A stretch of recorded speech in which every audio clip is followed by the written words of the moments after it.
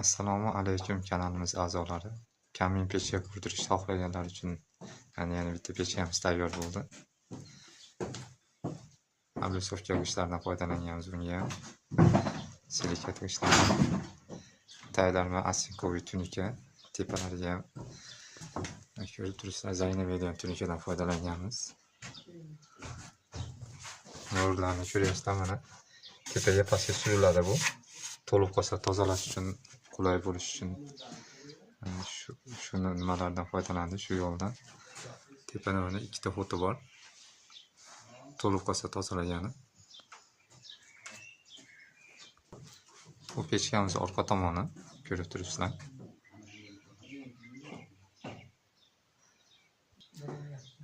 Kimga yana shunaqa pechka kerak bo'lsa, qurdirmoqchi bo'lganlar, pastda nomerlarimizni qoldiramiz, murojaat qilishingiz mumkin.